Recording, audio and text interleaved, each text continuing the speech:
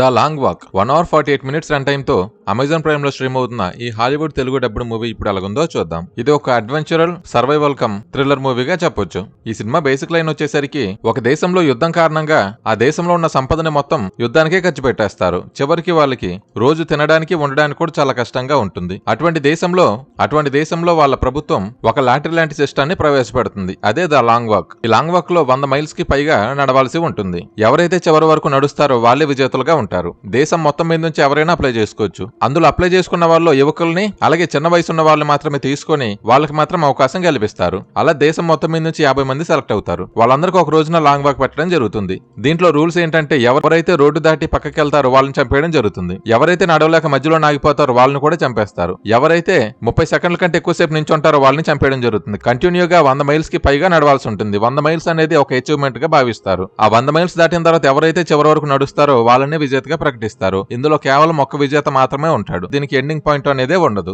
50 మందితో స్టార్ట్ అయిన వీళ్ళు ఎవరు చివరిగా గెలిచారు అనేది ఈ మూవీలో చూపించడం జరుగుతుంది. ఓవరాల్ గా మూవీ చూసుకున్నట్లయితే మూవీ వచ్చేసరికి చాలా బాగుందండి. స్టార్టింగ్ లో మనకు అనిపిస్తుంది ఇది చాలా బోరింగ్ గా ఉంది సినిమా అని, కానీ మూవీ వెళ్తూ చాలా ఇంట్రెస్టింగ్ గా మారిపోతుంది. ఈ సినిమా డైరెక్షన్ పరంగా చూసుకున్నట్లయితే డైరెక్షన్ వచ్చేసరికి చాలా బాగుందండి. కొన్ని షాట్లు వచ్చేసరికి నెక్స్ట్ లెవెల్ ఉంటాయని చెప్పొచ్చు.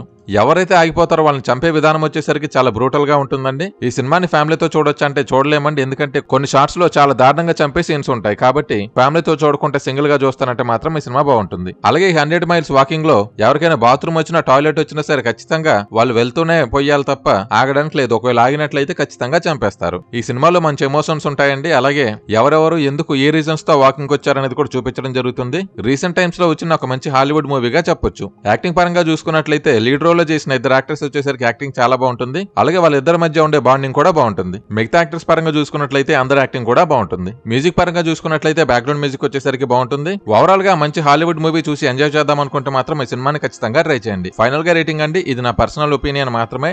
ఈ సినిమాకి నేను ఇచ్చే రేటింగ్ 4. ఈ వీడియో కనుక మీకు నచ్చినట్లయితే లైక్ చేయండి. మరిన్ని వీడియోస్ కోసం సబ్స్క్రైబ్ చేసి నన్ను సపోర్ట్ చేయండి. Thank you for watching.